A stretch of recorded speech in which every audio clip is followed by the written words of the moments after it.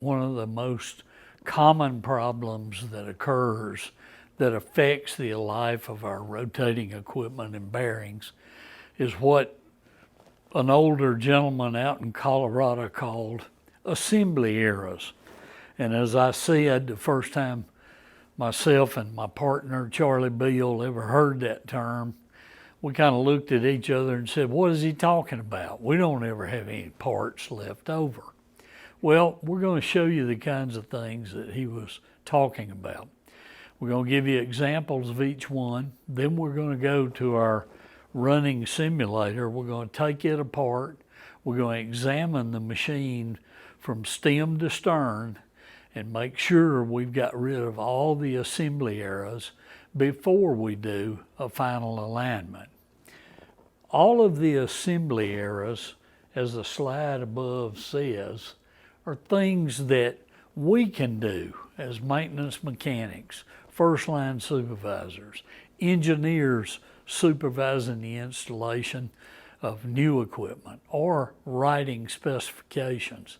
It could be the project engineer that's writing specifications for a new piece of equipment.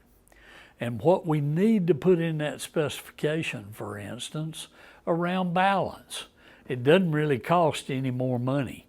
If you're spending a lot of money with a manufacturer to begin with, trust me, we have gone through this with all the major equipment manufacturers, and getting something balanced to a tighter balance specification usually doesn't cost any money. Anytime we have a coupling broke, think about it.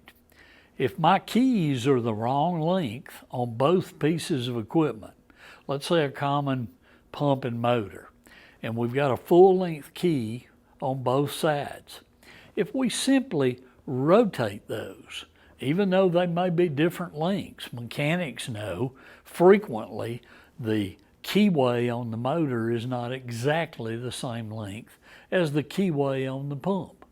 Even if they're both wrong, if we simply rotate the keys so that they're 180 degrees apart before we bolt that coupling back together, we will offset some of that imbalance.